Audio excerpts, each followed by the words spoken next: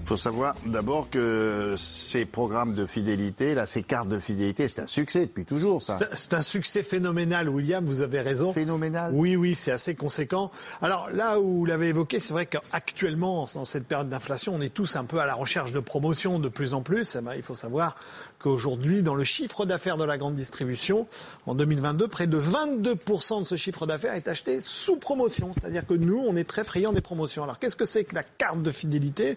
C'est la capacité non seulement d'acheter ces fameuses promotions que l'on découvre en rayon, mais surtout d'avoir un accélérateur pour essayer d'aller gagner encore un peu plus de sous, faire encore un peu plus d'économies. C'est la raison pour laquelle ces cartes de fidélité ont beaucoup de succès. C'est-à-dire que vous voyez des opérations où on vous dit non seulement vous avez les promotions, mais là, celle-ci, elle est réservée aux porteurs. Je ne sais pas si vous voyez. C'est-à-dire, si vous êtes porteur de la carte, alors là, vous aurez une réduction. Comme un club, quoi. Voilà, exactement. Vous aurez une réduction immédiate. Ou c'est 20% de remise immédiate sur présentation de la carte. C'est-à-dire que cette promotion, si vous n'avez pas la carte, vous n'en avez pas le droit. Moi, j'aime les trucs où tu peux cumuler des points. Oui. Ça, c'est vraiment ma passion.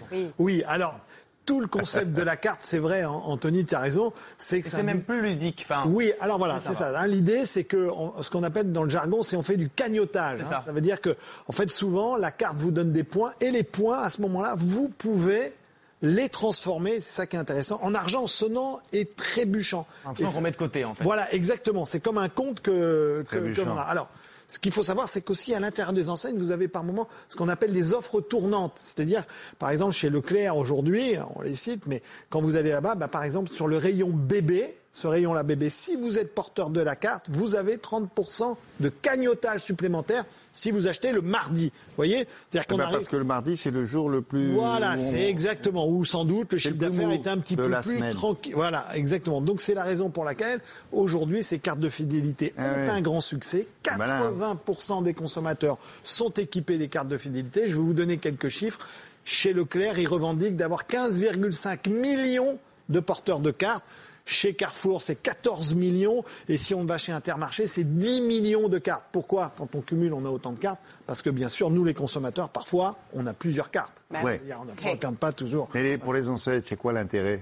Alors d'abord, le premier intérêt, bien sûr, c'est d'essayer de nouer une relation commerciale un peu plus intime avec ses clients. C'est-à-dire que vous reveniez le plus souvent possible dans le magasin. Alors, le premier élément, c'est surtout, comme son nom l'indique, carte de fidélité, pour fidéliser les consommateurs. Vous savez que ça coûte beaucoup plus cher pour une enseigne d'aller conquérir un consommateur que l'on n'a pas que de fidéliser un consommateur qu'on a déjà. Donc, on préfère lui donner quelques sous, quelques euros et cagnoter cet élément-là. Et puis ensuite, pour les enseignes, et ça on ne le sait pas forcément, il faut savoir que les opérations promotionnelles que vous avez, ces fameux cagnotages, vous avez deux types, ça touche parfois les marques nationales, vous savez, ces grandes marques, marques industrielles, les grands industriels, eh bien parfois c'est payé directement par les industriels, c'est-à-dire qu'en fait ils donnent de l'argent aux enseignes pour qu'ils nous le rendent à nous les consommateurs, et ensuite après vous avez certaines opérations aussi qui sont opérées sur les fameuses marques de distributeurs, où là, pour le coup, c'est l'enseigne qui elle-même fait sa propre fidélité. Moi, je ne savais pas que les distributeurs disaient aux industriels, donnez-nous un peu de sous. Mais non, c'est pas pour vous, c'est pour les donner. Exactement, Ils sont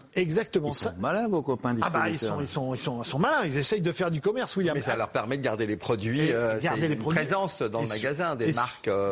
Et surtout garder les clients. Alors, quand on regarde et qu'on parle de programme de fidélité, et que ça nous intéresse et que c'est un succès, qu'est-ce qu'on fait ? On enquête, on est allé en effet sur le terrain avec les équipes de WAM. Vous allez regarder ce reportage, vous allez voir comment ça marche et on se retrouve tout de suite après.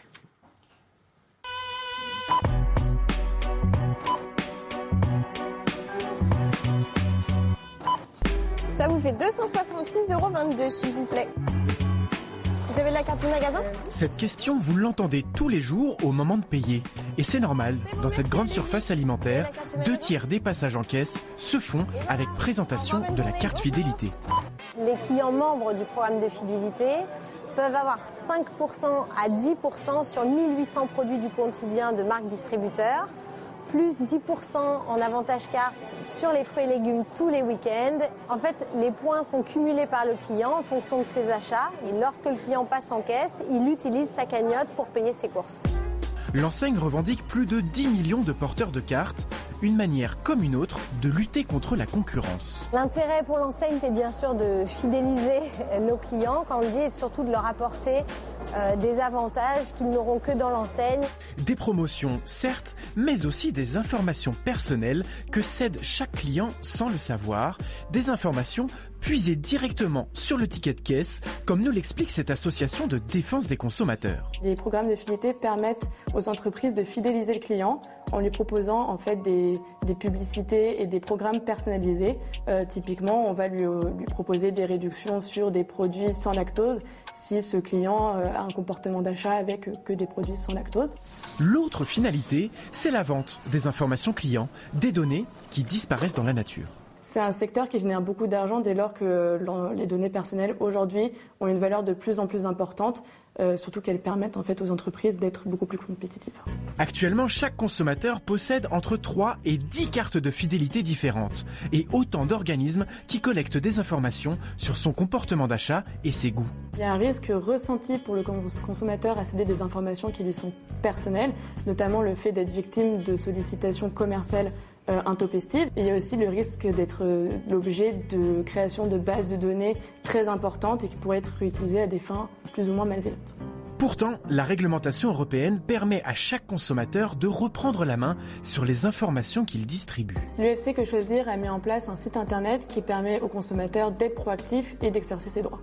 Le droit de récupérer ces données et il y a aussi le droit à la suppression de ces données, donc c'est demander à l'entreprise d'effacer les données dont ils n'ont plus l'utilité. Des promotions et des avantages qui ne sont donc pas sans contrepartie et comme le dit l'adage, quand c'est gratuit, c'est vous le produit.